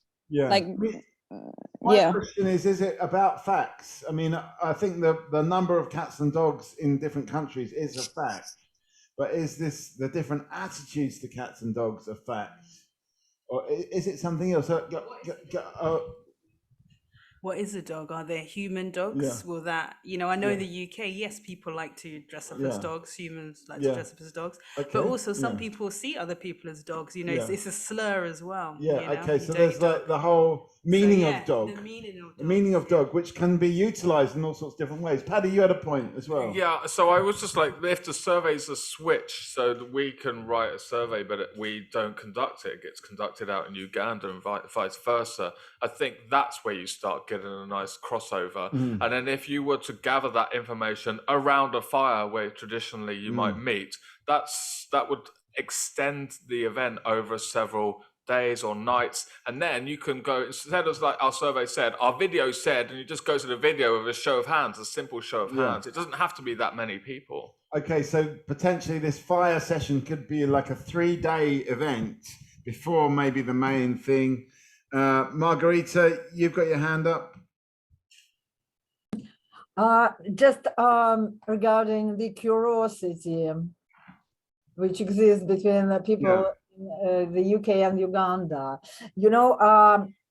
I'd like to think if we can just start probably with to trigger the conversation led by curiosity from very simple things like normal breakfast here and there and here. Or probably, I don't know, daily routine. Like okay, well, I mean, we can do it now. What is a normal breakfast in name an item that is a normal breakfast item in Uganda? Let's go to people in UK. I know. Yeah, go on. Definitely. Sorry, I just wanted to speak. Tomatoes in there. Okay. Tomatoes in there. Okay. Everyone wants to put their hand up. Timmy, you're busting a gut, but Kane put his hand up first. I know it. It's Rolex. A Rolex. Yeah. Okay. Rolex is the kind of egg wrap thing, isn't it? Yeah. But is that a breakfast? I don't know. Anyway, but these are all interesting. Maybe we should be doing these things. Maybe we should do the family fortunes people, maybe do some surveys, come back with some survey results, like what is a normal breakfast for people in the UK or people in Uganda. Our survey said, I mean, I don't know. Yeah, go on. Just before I go, I'm going to jump off, but I just thought whether two things is like, kind of when we were saying, is a dog a person or something, you can have like, whether it's like a discussion around the facts and like how you can have quantitative data and qualitative data, and you use the quantitative data to get an idea, but you do the qualitative data and the conversations to really understand the facts. And so maybe you could present the facts and the numbers and you don't state which country it's from, and then you could try and have discussions to try and work out, and people present why they think, and you sort of try and unpick through your opinions what those numbers mean, but it's not clear and it facilitates conversation. Anyway. Okay, Lucy, what is quantitative data? Sorry. Quantitative is numbers. So it's like, how many dogs are there in England? And it's going to be a number, and then it'd be like, then you'd be like, why do you think there are so many dogs in England? Or like, then you'd like, why are there so many dogs in England? And people would be like, oh, well, I think that it's because it helps people with their emotions. That specific answer is a sentence and it's words, and that's qualitative. Okay, so it's about qualities rather than numbers. The different types, yeah. Well, okay. No, the numbers get presented and get researched, but it's not clear what the numbers of which country the numbers are from, or there's some ambiguity to them, and then people discuss the verbal stuff around it and give reasons for it. And that's you've got an idea for a business. Okay, Isaac, you had your hand up. Thanks, bye. There goes Lucy. Yeah. What I wanted to comment about was the fact that there was a little bit of like struggling with understanding exactly what we were doing, and I mentioned this to my group, and luckily enough, I got like some explanation of like what we were doing. But I would have suggested maybe like someone mentioned this in our WhatsApp group as well, kind of like maybe we would have had a show that is Ugandan based that would like kind of give us an understanding as with the Ugandan perspective, kind of like a show that is done in Uganda, not like having both shows that are centered around like the UK, which we haven't like we've never watched or something like maybe like one is Family Fortunes, which is like was based in the UK and then one from Uganda, something like that, to give us a clear understanding of so almost like a Ugandan style game show. What I'm actually needs to run off now, but Teddy's gonna cover. I'm talking too fast now, but Teddy, when you go in, I want to make sure you get some conversation. There's certain people like Baba's not said anything, Irene's not said anything. You need to make sure you get at least one comment from them. I've got to go, but we've got Teddy taking over. I'm going to give you this. So I would just say, Teddy, have a look at your WhatsApp as well. Yeah, and you may have already done it. Over to you, Teddy. I'm going to give you your own headset mic in a second. This is how you get out. I mean, this has been really good, I have to say, and I think I think we're really getting closer to whatever it is that we're doing on the 10th. And I think from my side, without trying to stifle the creative conversations, I'm just interested in, what is the experience of somebody coming in and taking part in this. And I think we're really getting there. But I will just give you a quick reminder: the next session is on a Thursday, on Thursday, 26th of May, which is also followed by our monthly Talkaoke live. So if you are based in the UK, come down, have a go in the middle. But otherwise, I'm going to bounce with Mikey. It's been really great to see everyone. Okay, over to you, Teddy. Okay, we've got a hand up. Can you hear me? Is that working? I don't think it is working. Okay. Okay, we're in? Yes. Okay, and there's a hand up. Let's go straight to Margarita. Yeah, I'm just another very particular question to discuss, like sitting around the fire. Imagine we are swapping people from UK somehow by some reason find themselves in Uganda, and people from Uganda find themselves in the UK, and that was predictable. We knew that would happen at some point. What thing would we take with us and why? What object? What item? What will we take with us? What will we bring? What would we bring to the fire? No, what would we bring from the fire. We could to the opposite country? Once we knew we are swapping at some point. Shall we have it in our pocket, or we will travel all day long with a suitcase full of our belongings we need every day, or whatever? What will we take? Probably this single thing, the single object, or a number of objects we are ready to keep with us, to be ready to swap, like in the teleportation form, for example, or whatever, or we are just swapping, changing the country. Okay, are you proposing a survey question, or proposing something that we suggest? Yes, a survey question, or probably, I don't know. Let it be a survey question, yeah. Okay, has anyone got anything to comment on that, to go on from what Margarita's just said? There's no hands. I don't believe that. Do people get what Margarita was saying? Yeah, does everyone understand what that was just been said about bringing something to the fire, perhaps putting something onto the fire to burn? Could be burning. Okay, Timna.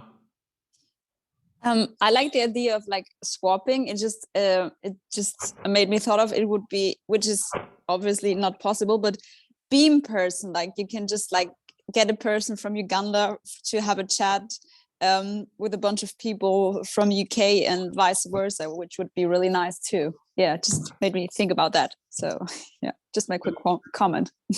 Yeah, that sounds good. So to go back to our original week where we were basically getting other people to do interviews from the other country, like a similar sort of event to that, really.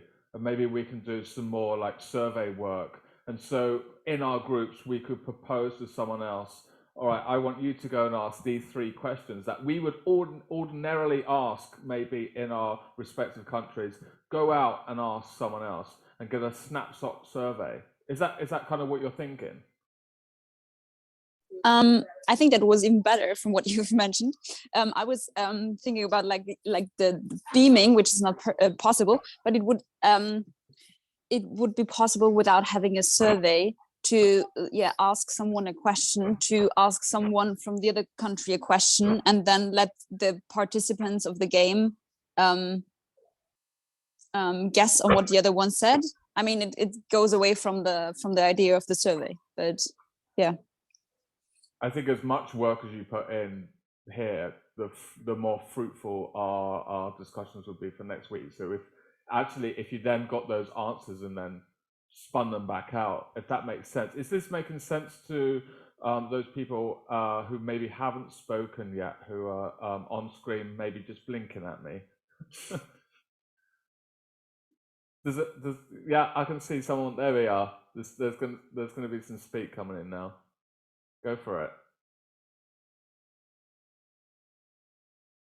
No, I wish there was a cricket sound. We'll just go into space, I think. I'm going to keep doing the space button, but it will get quite boring after a while. Irene, you haven't spoken. Have you got anything to comment on?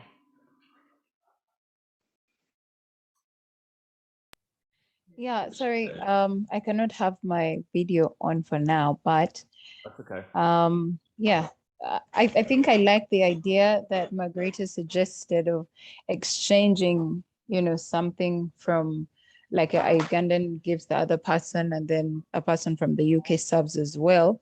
However, I think what was going through my mind while she was suggesting that was because she said, do we have to carry this thing around all the, like the whole day, or is it a small thing? And in my mind, I was thinking if it is, say maybe at the end of the day and we have to gather around a campfire or a bonfire, then maybe if I did not have chance to go back home or had a long day, it might probably just be something out of your bag, pick something out of your bag that has affected your day to day and maybe talk about it. However, I like the idea that Isaac had to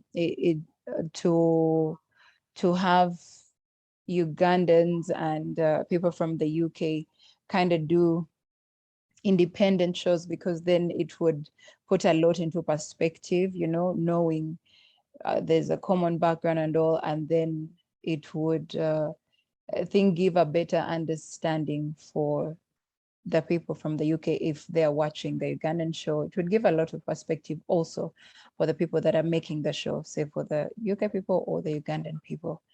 Yeah, I think that's it. Yeah, I think it also gives an opportunity that if you've got some burning questions that you want to know from the other country, now's your chance to sort of like get your other half of the team to sort of go out there and ask those questions that maybe you don't understand so much about, especially culturally, and then we can explore that a bit more. I want to invite Ilam in, but there's so many of them that Babalaku. Come in. I think there was some movement there on camera. Hello, you there? We can hear you. Can you hear me? Uh-huh. Okay, bless. Yeah, I think the progression of many beautiful ideas is being rendered, and at this point, it's like being able to deepen. I like what you said about us having some questions to render to others, and you guys rendering some questions our way, so we can continue to expound and kind of picture our community with what we can extract to present back. I think that's a very beautiful more connection, point. So, I'm definitely up for seeing more of those as being that, being a part of the whole conversation from jump. You know, that's been one of the most beautiful things, and how we get to interact and deepen our connection through, you know, the questions we're asking or the ideas we're imagining. So definitely a lot of good things happening. And do you feel confident that you can go out and ask these questions similarly to how we conducted the interviews earlier on in the skills lab? Yeah, most definitely. It was very fun. It was very interesting. It was intriguing. It was at the same time kind of like opening confidence, you know, to dare have a conversation that sometimes it would have been out of your sphere to do so, but now you're like, oh wow, it's fun. I'm actually enjoying the process, you know. So I think there's definitely an openness to, you know, being in the loop long enough to feel the confidence now that it's just normal. I want to know more. I want to hear more. I want to connect more. So I think there's an opportunity to do all of that, more of it. There's a lot of nodding of their heads in the studio. You might not be able to see that, but people are like, yeah, they're like feeling that. How's Margarita, you still got your hand up, but I think that's by accident, maybe. Oh, you want to speak? Okay, let's do it. That's by accident. Just I can't. Shall I delete it somehow myself or what? Unless you want to speak. Oh yeah, I can clean it. Okay. I haven't done that before. I don't want to put you on the spot, but I am going to. Isaac, you were a little bit concerned that maybe you didn't understand what is being asked. Is there more clarity now? Do you feel there's more clarity after an hour and 40 minutes? Yes, there is. I actually got an understanding of what we were doing from the explanation I got from the group. But my point of difficulty was coming as a result of the fact that it kind of seems as if Talkaoke is centered on the idea of like Western, how, you know, how the Western world perceives things. Giving a clear example is all the shows that we're talking about right now wouldn't make me really understand properly what we're doing.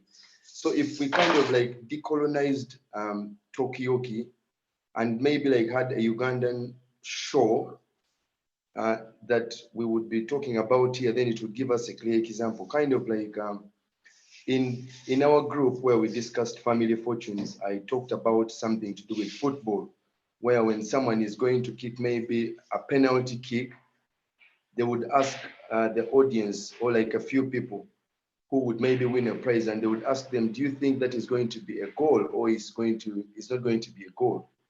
Something like that. Yeah. But now I do understand better.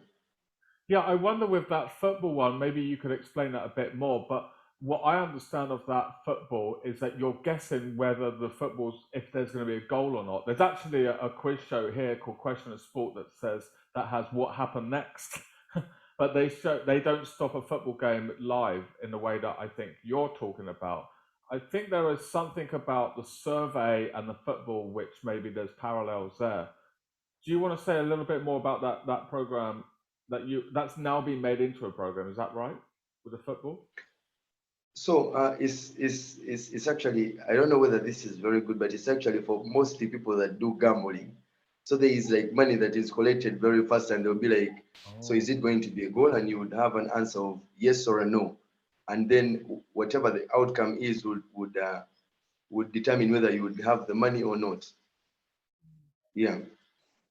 Well, we're in the same group, so we could definitely broaden that out. I would definitely encourage the groups to expect. It's not too late to bring in another aspect into sort of the programs that we're conducting and Frankensteining, and maybe there's definitely more scope to bring in more programs from Uganda. Just now, while there's still quite a few people, is there another program that you think that has gone under the microscope in the Talkaoke and that we haven't given enough air? Like, I'm talking about Ugandan television here, or Ugandan talk. It could be a talk show host. It could be a talk show radio show. I can see some eyes looking up to the sky, especially yours, Dorothy. Go on, what are you thinking? Is there a television program in there that we're missing? I know that we talked in the group a lot about how the survey, how the chairperson would maybe be driving around, or the whole megaphone thing of collating or sending out the information as a way of like broadcasting out information. I wonder if that happens elsewhere. What game show is that? It's not the game show. The chairperson would send out information throughout the district through driving around using a megaphone. Where in here, if that happens, that's normally used in political ways, and it's used sometimes in protest, but often to gain votes, which is very similar, I think. How do people think about the next, the up and coming weeks and understanding what they've got to do? And is there any questions, or is there anything that they want to pose to the other side, Timna? Yeah, I think I didn't know. I don't know what I have to do until the next Thursday Talkaoke. I have to no? Yeah. Open question. What do I have to do for the next session? Okay. I think the idea is to try to merge the two groups together into an event that we can somehow. Sorry, I'm trying to look and speak. Somehow try to develop together. So many screens here, guys. It's so confusing. You don't even know. Okay, cool. Yeah, I think we're merging the ideas and trying to come up with like getting to the actual final event, framing it. Correct? And should we like, is this our own personal individual brainstorming, or should we discuss that within our groups or with all of with all of you? There's a lot of nodding and shaking of heads. Sorry, I didn't mean to. I'll just move behind you. So what Evelina said is correct. Basically, now we loosely figure out how we want the final event to look like, and if it's easier to do it in the groups, so you can just follow the two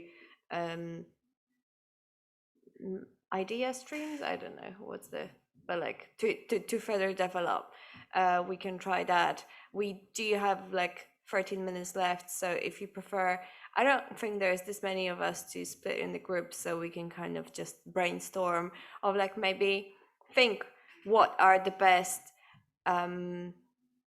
bits of both ideas, and is there a way to combine it so we kind of meet a nice compromise, or make a mega hybrid. That's actually the perfect show there. Mega hybrid. So I would like that. Yeah, I mean, we have 10 minutes left, so we can definitely do that. But I would suggest that we continue in our groups. They're already set up. Yeah, the same groups that we have. So that's the Family Fortunes group, and then the Frankenstein group. And then, I mean, for our group, we can meet up and we can discuss that on WhatsApp, no problem. And we can also bring in more ideas, exactly what you're saying, Isaac, like to make sure that both countries are represented. So if we're staying in the groups, could we then try to staying with the groups? I haven't taken part for like weeks. I do apologize. Can we just like try to merge the ideas within the group? So like the Frankenstein group will try to include the other idea, and then we can maybe have a conversation. Yeah, absolutely. Yeah, I think that's where we want to go now with that, because we've got how many? We've got 4 more sessions before the main group. So the groups, I'm reading this from the text, these are not my words, but so groups should think about who they would invite and what the final event looks like. It says in brackets loosely, but so we can keep it quite fluid, and that allows for more, maybe another television show to pop in there also. Yeah, but also maybe trying to find a way of having the little walk and bringing the outside in somehow as well. I think that's a very valid and important part there, no? Yeah. So Margot is not gonna like that. that's all right. I mean, I think the idea of bringing it outside, I'm not very clear how the event would look like in Uganda. I definitely think that, yeah, the outside element might be easier there. I'm not sure, but it definitely needs quite a lot of involvement from those that are currently participating to like throw a lot of ideas out there, and we'll see which ones go in the fire. and and I like this idea about bringing something. So Margarita, maybe we can develop that idea a bit more about bringing something. And probably, and actually, I have an idea. So you bring something, and you tell a tiny little story about explaining what is it and why did you bring this, like a sheet of paper or my dissertation, for example, or whatever. Or but that's a very therapeutic way. Yeah. That's how you start a therapy, no? Usually, or like a group therapy. You bring an object and talk about it. It's like a very icebreakery situation. Yeah, it does feel rather therapeutic at times. Well, it feels quite exposing. You feel quite vulnerable going out there and asking questions. And another idea is like you're bringing something and you're choosing someone around the fire or around Kampala's fire to explain what it is. So you're asking, what's that? What I'm putting into the fire? What is it? What do you think I brought this? I don't know.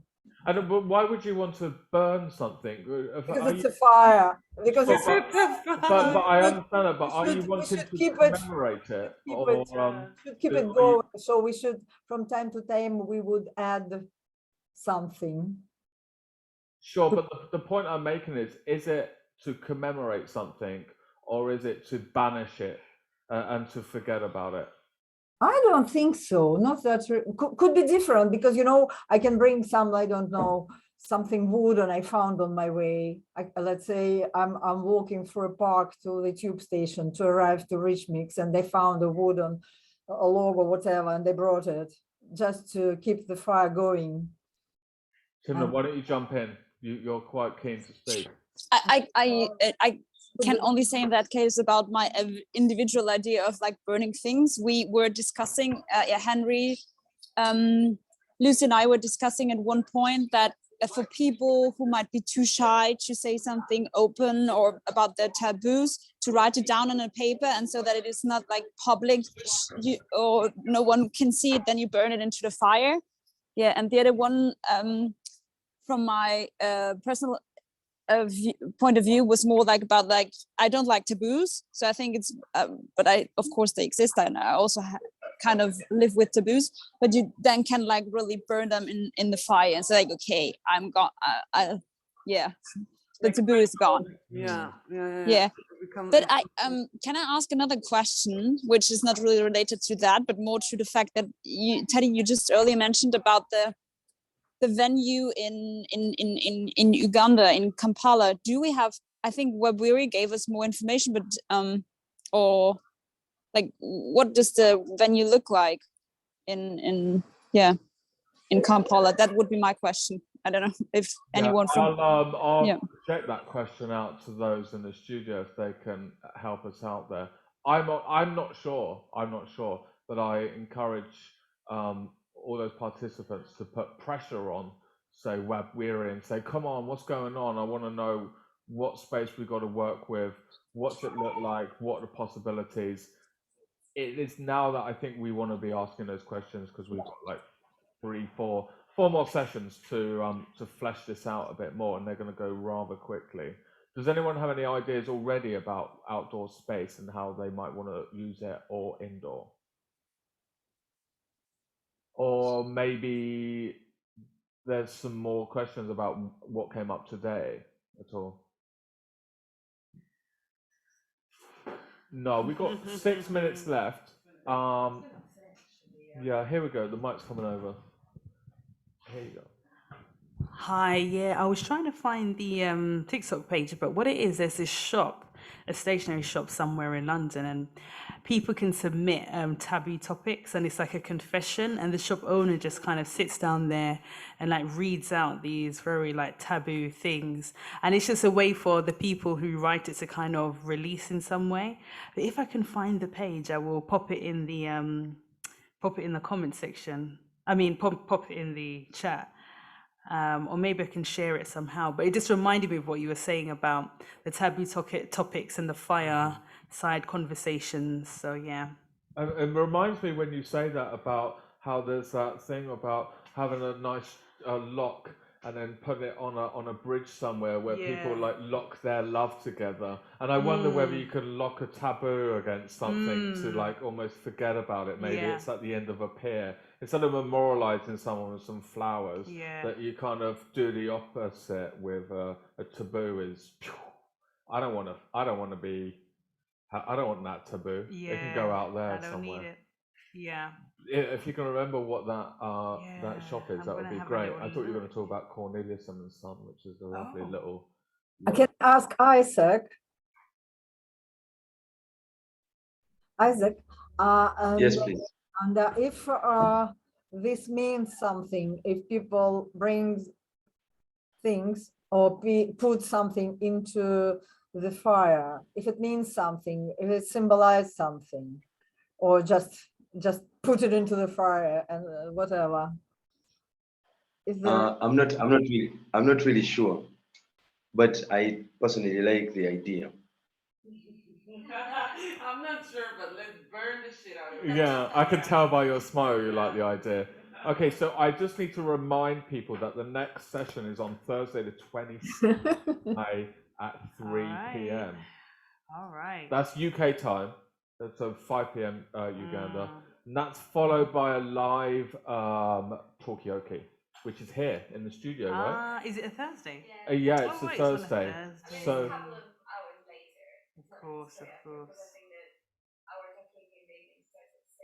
okay, so what we're just saying there is that there's a slight break between those two, but people should try and join us in person, and then they can do what I'm doing now, which is called in the middle facilitating.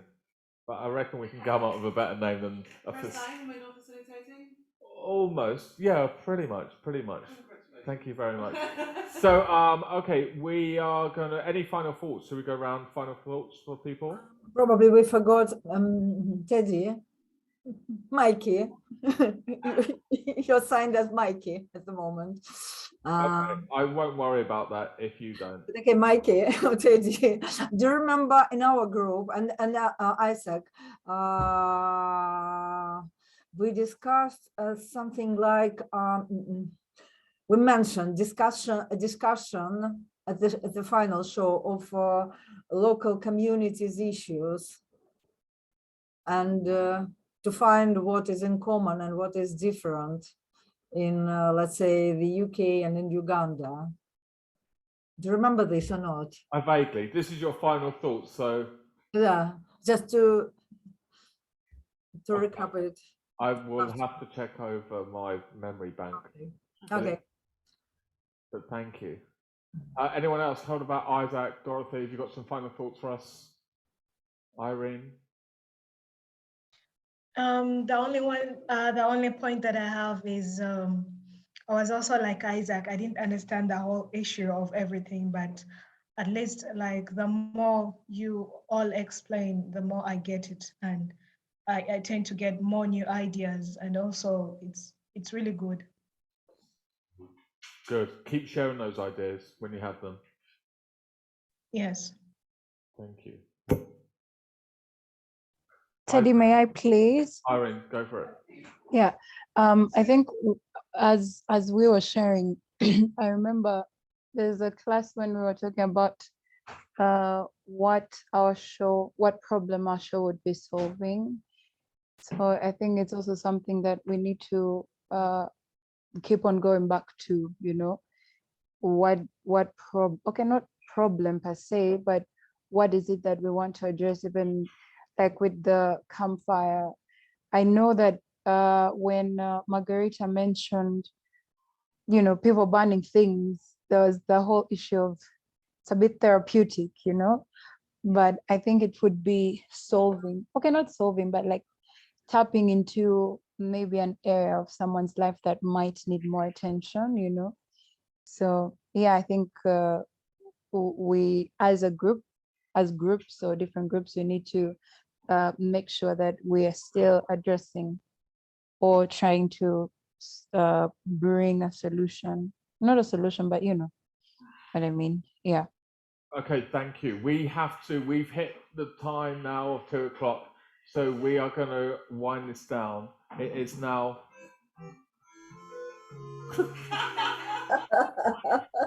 We're done. Thank you, everybody. It's been great. Thank you, Teddy. That was great to have you.